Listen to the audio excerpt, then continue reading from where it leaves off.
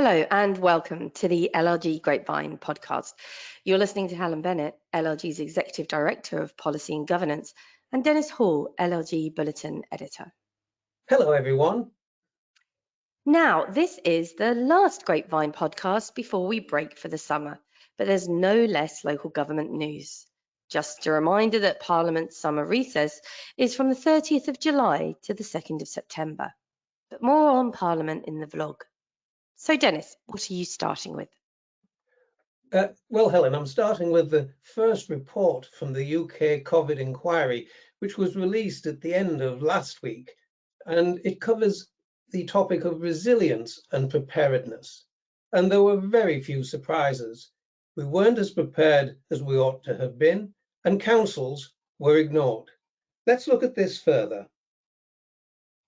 Significant flaws in the UK's preparation for the pandemic resulted in the government and civil services failing their citizens, the first report of the COVID inquiry has found.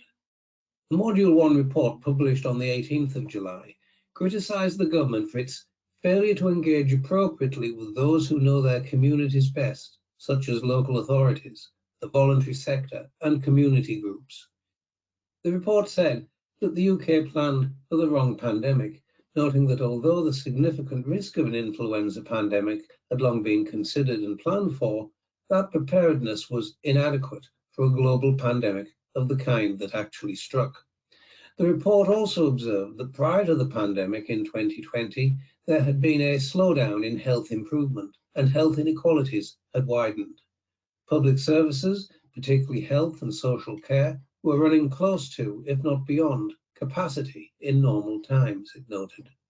Inquiry Chair Baroness Hallett observed the extraordinary levels of strain on the UK's health, care, financial and educational systems as a result of the pandemic, adding that societal damage had been widespread, with existing inequalities exacerbated and access to opportunity significantly weakened. Further, the report highlighted a damaging absence of focus on the measures and infrastructure required in the event of a pandemic, in particular, a system that could be scaled up to test, trace, and isolate. The inquiry made a series of recommendations, including, first, 3 yearly pandemic response exercises held by the UK government and devolved administrations. Second, each government should create a single cabinet level or equivalent ministerial committee, including the senior minister responsible for health and social care, responsible for the whole system, civil emergency preparedness and resilience. Next, a new UK-wide whole system civil emergency strategy should be put in place. Finally, a new independent body should be set up to advise on civil emergencies and assess the state of preparation and resilience, which should consult with the voluntary, community and social enterprise sector at a national and local level, as well as with directors of public health, and make recommendations.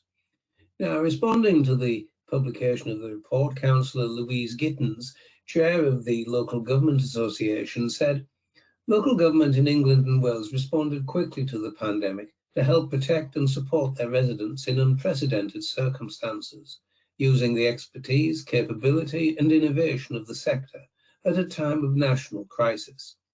However, as we made clear to the inquiry in our evidence and statements, too often central government has not understood the role of local government, what it does and what it is capable of doing.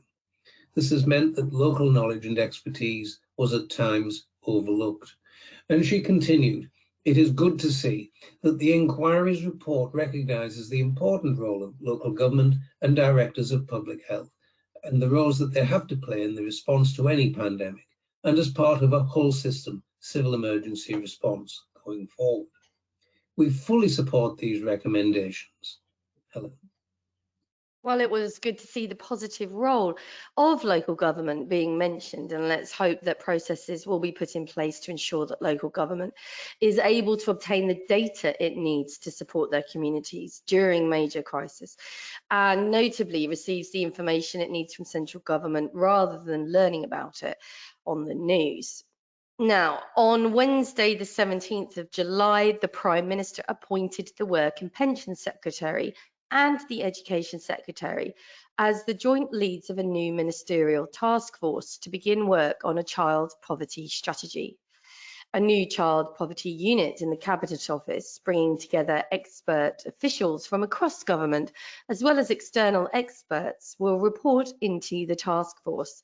The new unit will explore how the government can use all the available levers it has to create an ambitious strategy. Recognising the wide-ranging causes of child poverty, Secretaries of State from across government will take part in this work, with the first meeting set to take place in the coming weeks. In the immediate term, the task force is expected to consider how the government can use levers related to household income, as well as employment, housing, children's health, childcare and education, to improve children's experiences and chances at life. Prime Minister Keir Starmer said, "For too long, children have been left behind and no decisive action has been taken to address the root causes of poverty. This is completely unacceptable, and no child should be left hungry, cold, or have their future held back." To get this urgent work underway, the Work and Pensions Secretary has met with leading organisations, including Save the Children, Action for Children, Barnardo's, TUC, End Child Poverty Coalition, Resolution Foundation, and of course UNICEF, to investigate views on how they can shape the strategy. So Liz Kendall, who's the Work and Pension Secretary now, said in response, "Too many children are growing up in poverty, blighting their lives now and damaging their future prospects. Developing an ambitious strategy to tackle the problem is vital, and urgent work starts today." Now, it's worth reminding ourselves, Dennis, that over 4 million children are now growing up in a low-income family. So let's hope the government can bring some redress to this. Dennis. Well, yes, indeed, Helen, and let's hope the new and diverse Parliament that we talk about in the vlog shortly will make a difference on this very important issue. Now, here's a contrasting topic, and here's the question. What do people actually think of lawyers? Do they trust us? Well, some guide to the answer to this has come in the latest consumer survey, whose results appear to be quite encouraging. And these perceptions, of course, are important to our sector too, and to what councillors and officers might expect when dealing with us. So let's take a look at the survey. The vast majority of clients are satisfied with their lawyer and happy for them to hold on to their money, the sector's consumer watchdog recently reported. The latest annual Legal Services Consumer Panel Tracker survey recorded that satisfaction with the service provided by lawyers has increased this year to 87%, up from 85% last year, and from 79% when the survey was first carried out in 2012. And satisfaction with the outcome of cases is at 89%, the joint highest it has ever been, and has risen in the past 12 years in every area of law. More than 90% of survey respondents reported that they were confident that the legal services provider they used would keep their money safe. Lawyers and banks were equally trusted. And there were further positive signs about public perception in the legal profession. Asked to describe words for lawyers, 65% said they were professional and 57% said knowledgeable. In contrast, 10% described lawyers as self-interested and 12% said they were difficult to understand. And of course, all of these perceptions matter to how we are viewed in our sector.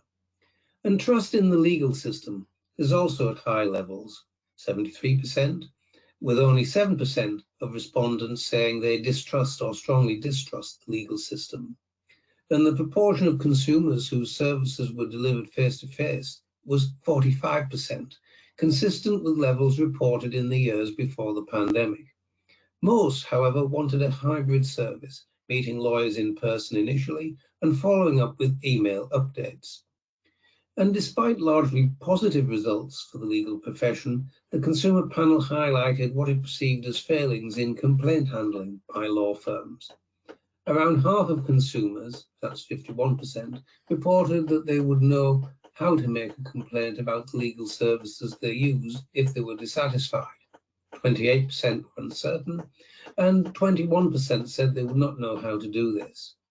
And 1/3 of consumers who knew how to complain said they would not go directly to the firm because they did not trust them to handle it properly, while a similar proportion felt it would take too long.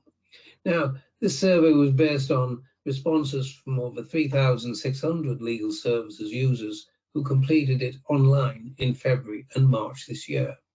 Interesting. Helen. Well, it is interesting, Dennis. Yes, absolutely.